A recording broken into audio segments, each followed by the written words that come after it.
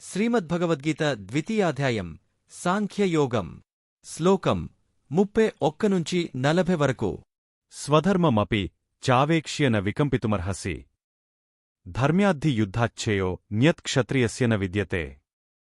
తాత్పర్యం మరియు నీకు రోమాంచితమవడం అయుక్తం.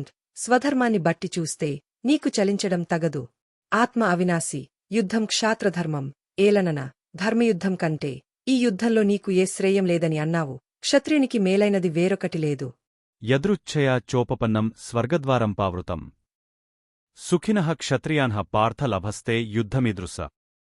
తాత్పర్యం పార్థ, శ్రేయోదాయకమైంది నీ ఎదుటే ఉండగా చలిస్తావెందుకు? అనాయాస ప్రాప్తము ఉన్ముక్త స్వర్గద్వార సదృశము అయిన ఇటువంటి యుద్ధం అదృష్టవంతులైన క్షత్రియులకే లభిస్తుంది. అథచేత్వమిమం ధర్మ్యం సంగ్రామం న కరిష్యసి తతః స్వధర్మం కీర్తిం చ హిత్వా పాపమవాప్స్యసి.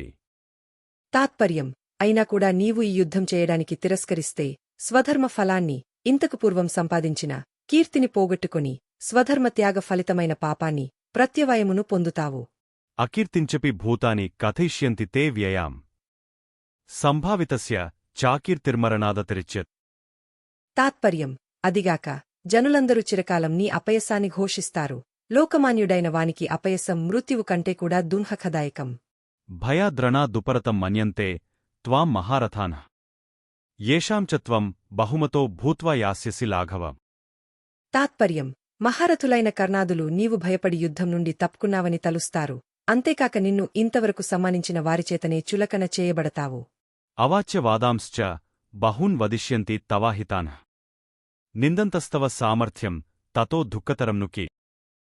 తాత్పర్యం అంతేకాక నీ శత్రువులు కూడా నీ సామర్థ్యాన్ని నిందిస్తూ ఎన్నో అనరాని మాటలను అంటారు. దీనికంటే దుఃఖకరమైంది ఇంకేముంటుంది? హతో వా ప్రాప్స్యసి స్వర్గం జిత్వా వా భోక్ష్యసే మహీ తస్మాదుత్తిష్క కౌంతేయ యుద్ధాయ కృతనిశ్చయ. తాత్పర్యం ఓ కౌంతేయ, ఈ రెంటిలో ఏది శ్రేష్ఠమో తెలియదన్నావు. భగవద్గీత అధ్యాయం 2 శ్లోకం 6. కాబట్టి విను. యుద్ధంలో హతుడవైతే స్వర్గాన్ని పొందుతావు. జయిస్తే పృథివిని, రాజ్యాన్ని భోగిస్తావు. ఎట్లైనా శ్రేయమే కనుక యుద్ధం చేయడానికి నిశ్చయించుకుని లెమ్ము. సుఖదున్హఖే సమే కృత్వా లాభాలాభో జయాజయో తతో యుద్ధాయ యుజస్వ నైవం పాపమవాప్స్యసి. తాత్పర్యం వీరిని చంపితే మనకు లభించేది పాపమే. భగవద్గీత అధ్యాయం 1 శ్లోకం 35 అన్నావు. యుద్ధం క్షత్రియ ధర్మమని స్థిరపరచుకుని సుఖదుఖాలను, వాటికి కారణమైన లాభనష్టాలను, జయపరాజయాలను సమంగా గ్రహించి యుద్ధం చేయడానికి సంసిద్ధుడవు కమ్ము. ఇలా చేస్తే పాపాన్ని పొందవు. ఏషా తే భిహితా సాంఖ్యే బుద్ధిర్యోగే త్విమాం శృణు బుద్ధ్యా యుక్తో యయా పార్థ కర్మబంధం ప్రహాస్యస్. తాత్పర్యం జ్ఞానయోగోపదేశం ఉపసంహరింపబడి తత్సాధనమైన కర్మయోగం ప్రస్తావింపబడుతోంది. పార్థ, నీకు సాంఖ్యమనే ఆత్మతత్వం ఉపదేశించబడింది. అధ్యాయం 2 శ్లోకాలు 11 నుంచి 30 వరకు.